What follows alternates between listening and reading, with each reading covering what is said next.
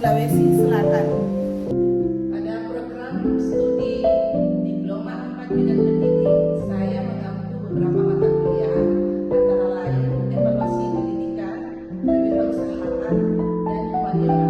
Pada kesempatan kali ini, saya mengambil mata kuliah humaniora dengan kode BD 501. Mata kuliah ini ditawarkan pada semester 6, tepatnya pada semester 2, dengan nomor SKS 2 SKS. Mata kuliah ini berbentuk terapan dari sejumlah bidang humaniora yang berfokus pada sejumlah bidang humaniora yang muncul dalam kegiatan manusia pada umumnya, khususnya dalam menjalankan profesinya sebagai dosen. Dalam kuliah ini akan didiskusikan tentang prinsip-prinsip etika dalam kehidupan masyarakat maupun dalam kehidupan profesi, kewajiban akademik dan kewajiban profesi dosen kepada masyarakat, pengenalan dan pengembangan diri, komunikasi dan pengelolaan konflik, serta hak dan kewajiban dosen sebagai anggota organisasi. Referensi yang digunakan dalam mata kuliah ini, pertama, buku Bartens K. tahun 1993, judulnya Etika, penerbit Jakarta Pustaka Utama. Kemudian yang kedua, Sils E. tahun 1993, Etika Akademis, penerjemah Al-Arus Nugroho Jakarta, penerbit Yayasan Obor. Yang ketiga, Robbins SP 2003, Organizational Behavior, edisi ke-10, Upper Saddle River, New Jersey, Practice Hall Incorporation. Kemudian referensi pendukung, saya memakai buku P.Sri Harmoniwati Notranda tahun 2001, Kiat Sukses dalam Pergaulan, penerbit ISDN Jakarta, dan buku Rahmat Muhammad MPD dan Abdul Sofyan SPD MM 2014, Kode Etik Profesi Guru, Legalitas, Realitas, dan Harapan Prestasi Jakarta. Kemudian saya juga mengembangkan bahan ajar mata kuliah humaniora ini yang saya bagikan kepada mahasiswa saya. Dalam proses pembelajaran, saya menggunakan strategi DIA atau Delivery Interaction Assessment, baik pertemuan tatap muka maupun pertemuan online. Adapun topik yang akan dibahas pada perkuliahan ini, pertama, etika, etiket, dan norma umum. Dosen sebagai profesi, dimensi profesionalisme dosen, kode etik dosen, kewajiban akademik dosen, kewajiban profesi dosen terhadap masyarakat, konsep diri dan kepribadian, hubungan konsep diri dan kepribadian dengan perilaku dalam profesi, langkah-langkah pengembangan diri, komunikasi yang efektif, pengelolaan konflik dan pengelolaan perubahan, serta hak dan kewajiban bekerja dalam organisasi. Sistem yang saya gunakan dalam metode pembelajaran adalah sistem tatap muka dan online. Untuk media online, saya menggunakan Zoom dan grup WhatsApp. Dalam strategi interaction, sebelum memulai perkuliahan, biasanya saya melakukan brainstorming untuk menggali pemahaman awal mahasiswa tentang subjek atau materi yang akan dipelajari. Selain itu, saya sangat mendorong dan memotivasi mahasiswa untuk berperan aktif bertanya apabila ada materi yang tidak dikuasai dan untuk meningkatkan kemampuan. Selanjutnya, saya akan membacakan deskripsi mata kuliah yang saya ampu. Pertama, mahasiswa mampu mendefinisikan etika, etiket. Yang kedua, mahasiswa mampu menjelaskan 3 norma umum. Yang ketiga, mahasiswa mampu membedakan etika, etiket, dan etika profesi. Yang keempat, mahasiswa mampu memahami tugas-tugas kedosenan, memahami dimensi-dimensi profesionalisme, karakter dosen, serta menerapkannya dalam profesi. Yang kelima, mahasiswa mampu memahami kode etik dosen. Yang keenam, mahasiswa mampu memahami kewajiban akademik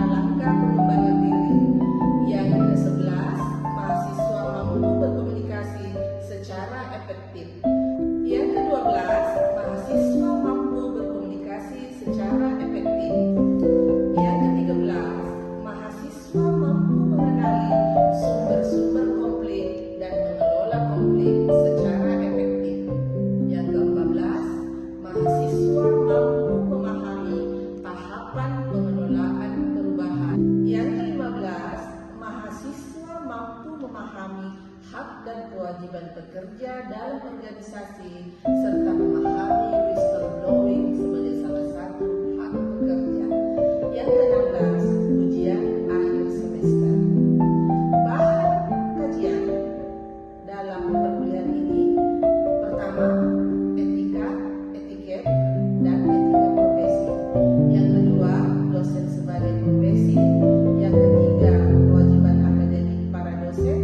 Yang keempat, kewajiban profesi dosen terhadap masyarakat. Yang kelima, konsep diri, kepribadian, dan pengembangan diri.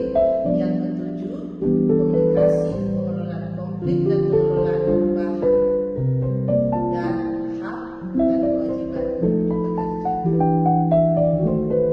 Agar tujuan pembelajaran tercapai secara lengkap, mata kuliah ini dibebankan pada dua capaian pembelajaran lulusan atau CPL program studi, yaitu pertama, mahasiswa memiliki kemampuan untuk memahami prinsip-prinsip humaniora dan menerapkannya dalam bidang pendidik dan masyarakat. Yang kedua, mahasiswa mampu berkomunikasi yang efektif dengan mitra kerja. Sedangkan capaian pembelajaran mata kuliah atau CPMK dirumuskan sebagai berikut. Pertama, mahasiswa memiliki kesadaran akan adanya dimensi etis dalam berprofesi. Kedua, mahasiswa memahami dan menerapkan profesionalisme dalam menjalankan profesinya. Dan yang ketiga, mahasiswa mampu berkomunikasi secara efektif dengan kolega dan mitra kerja. Pokok bahasan dalam mata kuliah ini yaitu seminar dan presentasi secara berkelompok. Untuk strategi asesmen, evaluasi dilakukan secara menyeluruh yang dituangkan di dalam kontrak kuliah yang telah disepakati di awal perkuliahan. Adapun bobot penilaian, pertama, kehadiran itu 10%, keaktifan 10%, tugas mandiri 10%, sikap 10%, ujian tengah semester atau UTS 10%, dan ujian akhir semester atau UAS 30%. Selanjutnya, uraian beban studi. Kegiatan belajar dengan tatap muka 90 menit per minggu per semester. 2 SKS kali 90 menit kali 16 minggu sama dengan 1.440 menit per 16 minggu. Kegiatan belajar dengan penugasan terstruktur 90 menit per minggu per semester. 2 SKS kali 90 menit kali 16 minggu. Dan kegiatan belajar mandiri 90 menit per minggu per semester dengan total jam mata kuliah humaniora 1,5 jam per minggu selama 16 minggu efektif. Dalam strategi delivery, saya menggunakan berbagai metode pengajaran, di antaranya adalah ceramah, yang mana terutama berkaitan dengan penjelasan teori-teori, dan kemudian diskusi tanya jawab. Berikut saya tampilkan video pembelajaran yang saya lakukan secara luring atau tatap muka. Selamat menyaksikan.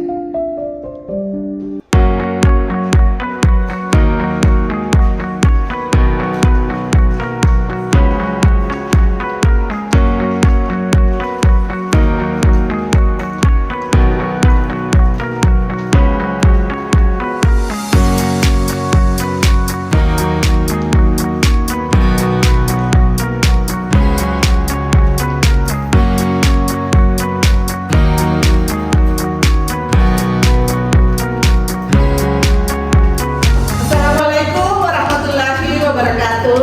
Waalaikumsalam warahmatullahi wabarakatuh. Selamat pagi. Baik, Ibu. Apa kabarnya hari ini? Baik. Semua sehat? Sehat, Bu. Alhamdulillah. Jadi jumpa lagi kita di mata kuliah humaniora ya.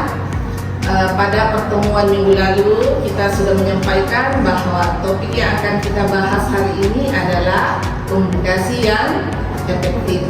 Tetapi sebelum kita melanjutkan perkuliahan kita, marilah kita berdoa terlebih dahulu.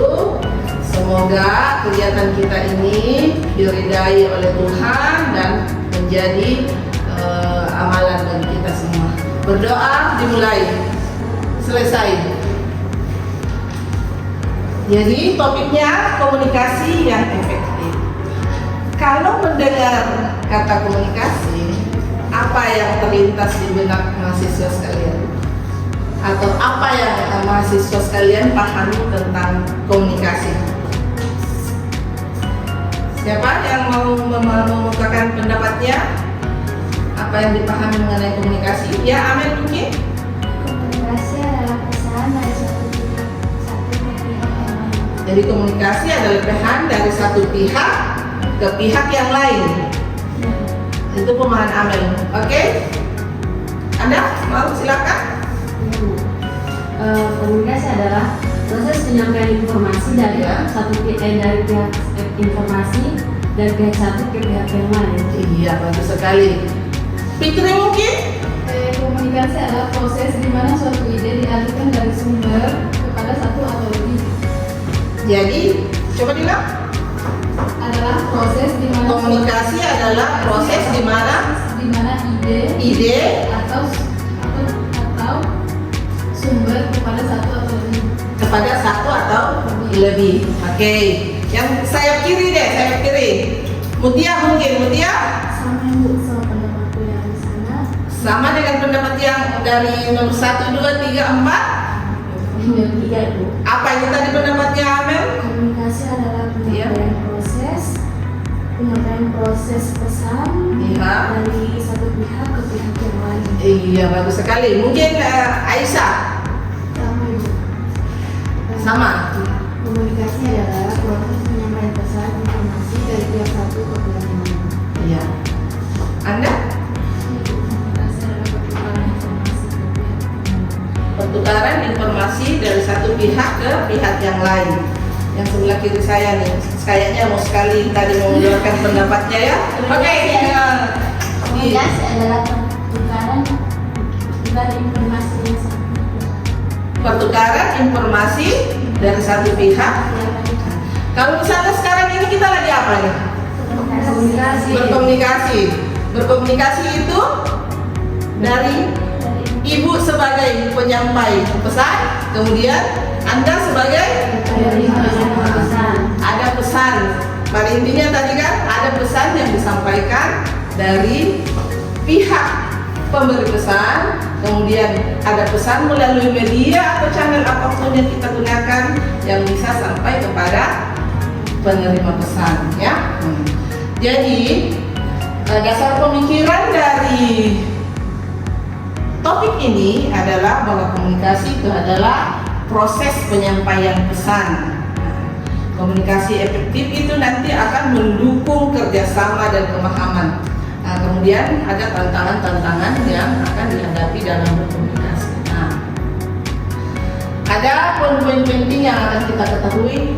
Nanti diharapkan kita mampu menjelaskan pengertian komunikasi yang efektif. Nah, mengidentifikasi faktor penentu komunikasi efektif dan memberikan strategi penerapan komunikasi efektif. Nah, tadi semua sudah mengeluarkan pendapatnya mengenai komunikasi, ya. Jadi komunikasi itu berasal dari bahasa Yunani, yaitu dari kata communicare yang bisa diartikan berbagi atau bisa juga diartikan sama, ya. Jadi ada dua, sama atau berbagi. Nah, jadi menurut para ahli, komunikasi adalah proses penyampaian berita atau informasi dari satu pihak kepada pihak yang lain dalam usaha mendapatkan suatu pengertiannya. Jadi sudah benar tadi bahwa komunikasi adalah proses pertukaran informasi, pikiran, perasaan, atau pesan antara dua pihak atau lebih melalui suatu simbol, tanda, atau penyampur, ya. Jadi itu mengenai pengertiannya, ya. Nah, kemudian apa pengertian mengenai komunikasi efektif?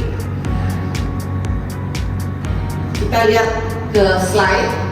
Komunikasi efektif, kalau menurut pendapat para ahli, bahwa yang dimaksud komunikasi efektif adalah proses pertukaran informasi, ide, atau perasaan yang berhasil mencapai tujuan yang ditandai dengan adanya pemahaman yang sama, ada perubahan sikap, dan ada hubungan yang baik.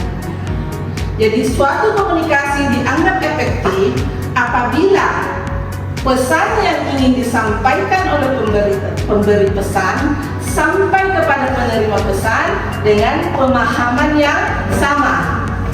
Pemahaman yang baik, pemahaman yang sama. Misalnya yang saya maksud 100, kesannya saya sampaikan ke Anda juga terima bahwa itu adalah 100, misalnya seperti itu ya. Jadi apa yang saya maksudkan sampai dengan Anda sama persepsinya dengan yang ingin saya sampaikan. Oke. Kemudian komunikasi efektif itu apabila pesan yang diterima dipahami dan menghasilkan umpan balik sesuai maksud. Jadi ada beberapa kriteria dari komunikasi efektif ini, bahwa pesan itu harus jelas, ya, jelas dalam artian apa yang saya maksud sama dengan apa yang Anda pahami, ya. Kemudian yang kedua kriterianya harus tepat, ya, tepat, sesuai konteks dan dua arah. Nah, seperti dua arah, bukan hanya dari satu sumber, tapi ada umpan balik dari penerima pesan. Ada beberapa jenis-jenis komunikasi. Komunikasi secara verbal. Ada yang tahu apa itu komunikasi secara verbal? Ayo, komunikasi secara verbal itu ada yang tahu? Ya, contohnya Amel, silakan. Berbicara langsung. Ya, berbicara langsung. Ada lagi yang bisa kasih contoh komunikasi secara verbal? Secara lisan dan juga tulisan. Ya, jadi komunikasi secara lisan dan tulisan. Ya, seperti sekarang ini kita adalah komunikasi verbal secara lisan. Ya. Kemudian komunikasi nonverbal. Apa yang dimaksud komunikasi nonverbal? Ada yang tahu apa yang dimaksud dengan komunikasi nonverbal? Itu misalnya adalah bahasa tubuh. Misalnya seperti saya ini, mimik wajah dalam memberikan berkomunikasi, ada bahasa tubuh, ada mimik wajah, ada apa istilahnya nih? Mimik wajah ya. Itu namanya komunikasi non verbal. Dan yang ketiga adalah komunikasi visual. Itu bisa berupa gambar. Nah, kalau misalnya di fakultasnya kita itu biasa ada dipampang visi misinya fakultas, visi misinya prodi, itu termasuk dalam komunikasi visual, atau bisa juga dalam bentuk video-video simbol. Ya, itu dengan simbol-simbol ya. Misalnya kalau dalam simbol-simbol apa komunikasi yang simbol-simbol itu? Ada biasa tanda bahaya. Kemudian kalau kita di jalan raya biasa ada tanda panah belok kiri misalnya ya, atau ada papan P coret. Ya, jadi itu adalah komunikasi visual ya. Jadi dalam kehidupan sehari-hari ini kita pasti berkomunikasi, baik itu komunikasi verbal, komunikasi non verbal maupun komunikasi visual ya.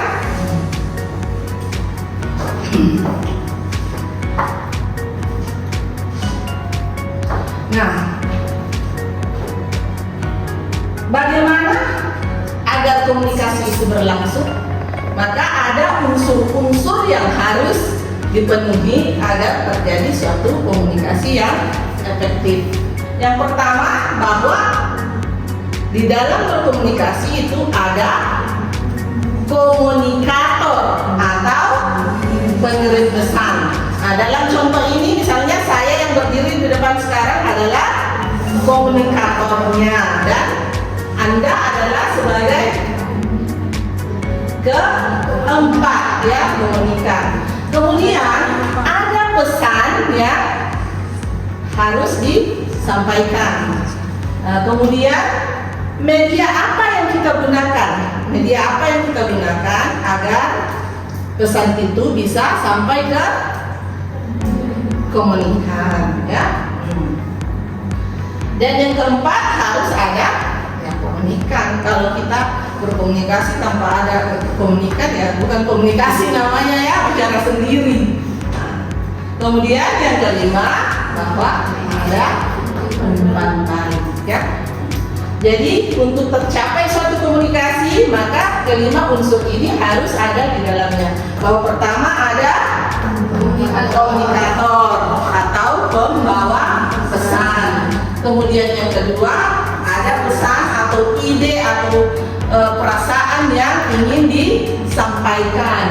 Kemudian kita menggunakan cara apa, media apa yang kita lakukan, apakah media secara ceramah langsung misalnya seperti ini atau media-media lain ya. Kemudian yang keempat komunikan atau penerima pesan, orang yang menjadi sasaran pesan kita ya. Kemudian yang kelima adalah balik ya. Sampai sini dipahami enggak? Atau ada yang kurang dipahami? Silahkan. Kalau tidak kita lanjut. Dipahami? Iya Bu. Ada istilah atau kata-kata yang kurang ditahu artinya atau kurang dipahami? Silahkan sebelum kita lanjutkan ke slide berikut. Dipaham semua ya? Oke. Hukum komunikasi efektif. Nah, ada 5 hukum yang harus kita ketahui agar bisa berkomunikasi secara efektif. Yang pertama itu adalah respect. Respect itu artinya kita menghargai ya, kita menghargai lawan bicara kita. Ya. Karena setiap orang pasti ingin dihargai. Jadi sebelum kita ingin dihargai, maka hargailah dulu orang lain. Ya. Jadi respect itu bahwa menghargai setiap individu ya, kita menghargai setiap individu yang menjadi sasaran pesan yang ingin kita sampaikan. Yang kemudian yang kedua adalah empati. Empati itu bagaimana kita memposisikan diri kita pada individu tersebut ya. Artinya Anda memposisikan diri Anda di dirinya orang tersebut gitu ya. Atau apa ya istilahnya? Kita memposisikan diri kita pada situasi dan kondisi ya. Ya, situasi dan kondisi komunikan kita. Nah, yang ketiga adalah audible. Nah, audible itu artinya bisa didengar, ya, didengar. Jadi seperti ini suara saya jelas,